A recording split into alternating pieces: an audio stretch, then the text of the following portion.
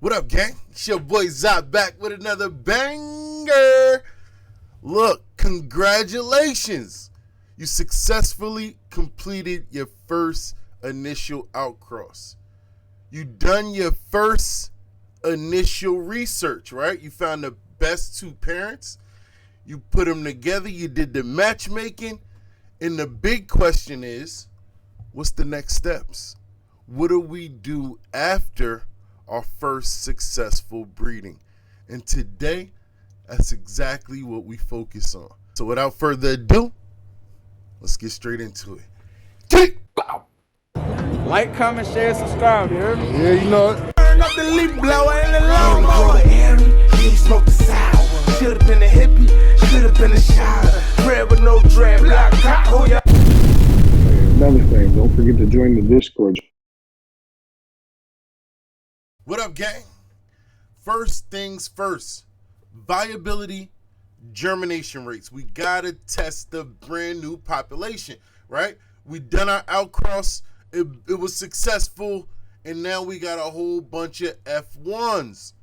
First things first, we gotta test the viability. We gotta check our germination rates. So the paper towel method is something that you often see throughout the community, and not just our community, but gardening in general. I mean, it's something that's used universally. We know when it comes to germination, there's three key elements that we need for successful germination: heat, oxygen, and moisture.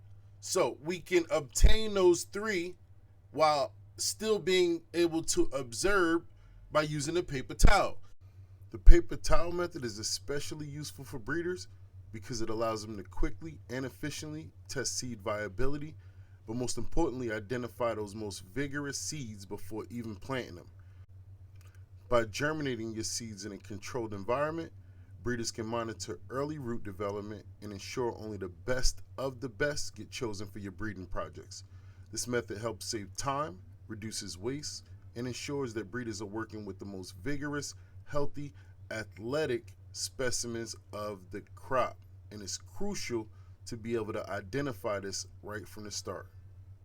So, second step, probably my most favorite, is tracking offspring and traits, right? Being able to evaluate offspring for different traits and tracking those traits, documenting everything for potential isolation or removal, right? So we want to definitely focus on traits at this stage. F1 generation, those traits are observable, and we already know what we need to do in order to identify the traits that are not observable, aka the recessive traits. We need to perform some sort of inbreeding. But initially, during that F1 stage, we are searching and identifying any traits that stand out to us, and we're looking particularly for those that are important to us. We know what's most important. Number one, vigor.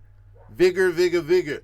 Athleticism, structure, super important, especially because it helps us to identify any undesirable structure, right? We don't want any runts or stunted growth. We want ultimately large yield. So structure is super important in that aspect.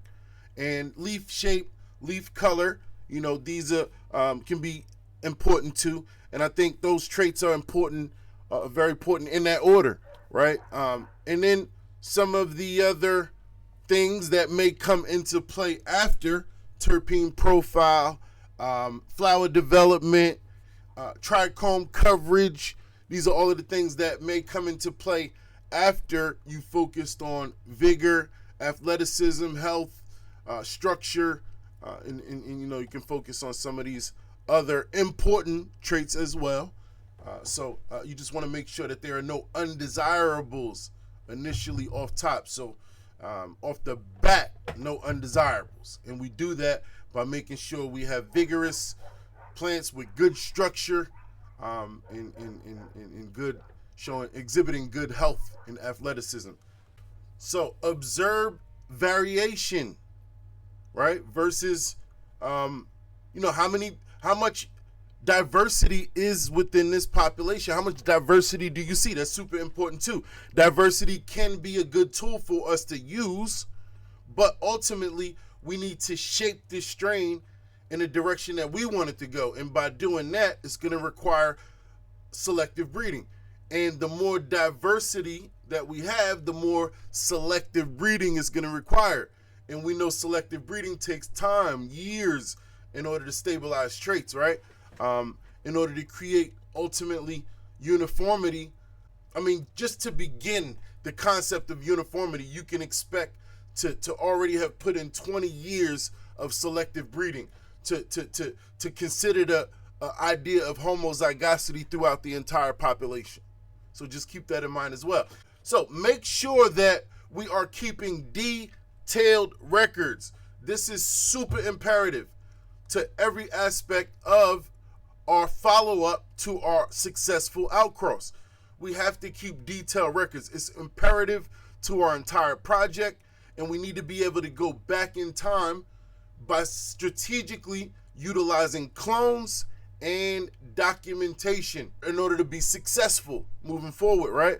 We have to rid ourselves and cull out any weakness and undesired traits. So that brings us to stress testing, environmental testing.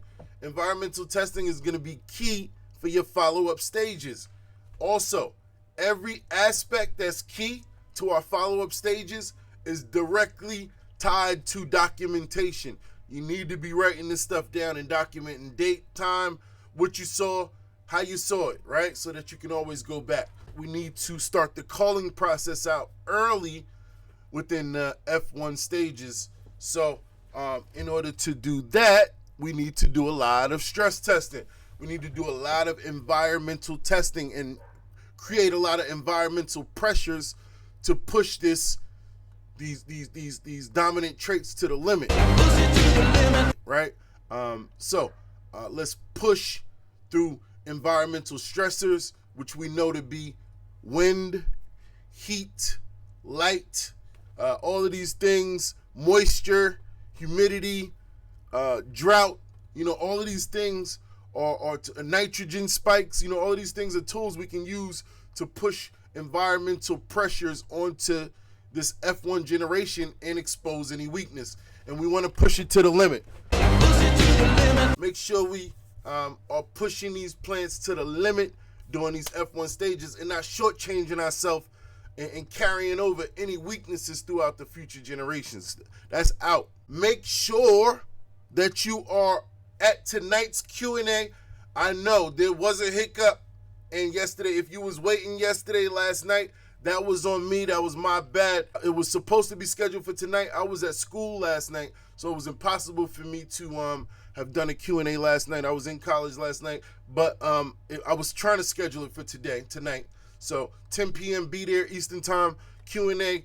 And tomorrow night is the first initial episode, the first pilot episode of QCE, the podcast. So we are super excited. My co-hosts are super excited, man. And we can't wait to see y'all tomorrow for the first initial episode. We're going to do news. We're going to do growing. We're going to do breeding. We're going to do Q&As. We're going to do giveaways, Dynamico box. We still got it ready to give it away. So make sure you join us tomorrow as well. And that's going to be early for you guys, man. 9 p.m. Eastern, man. We want to do it early. So be there, 9 p.m. Eastern tomorrow. We'll be airing the first initial episode live on YouTube and Twitch. So be in the building for that, and join us tonight for the Q&A live 10 p.m. Eastern with ZaZa. We answering all questions, man. So I hope to see you there tonight. Much love to the gang. Make sure you visit acinfinity.com. Use code Team ZaZa. Get you a discount at checkout. They got this cool promotion and points program. So make sure that you use the discount code. Get you a discount and stack up some points along the way. Get you some cool merch, man. And we got big news for ZaZagenetics.com as well. The coupon codes are always activated, so make sure you take advantage of any discounts on Dead Ops, Valley of the Sun. I heard Dead Ops Fem is on the way, so as well as updates for Boondocks Glue. We'll release some updates tonight at the Q&A for Boondocks Glue. I know everybody wants to know, when will it be re-released? Well, there was some major developments. There was some, well, I'll tell y'all tonight. Catch me at the Q&A tonight, man. I love you guys. I'm out of here, gang. Bow.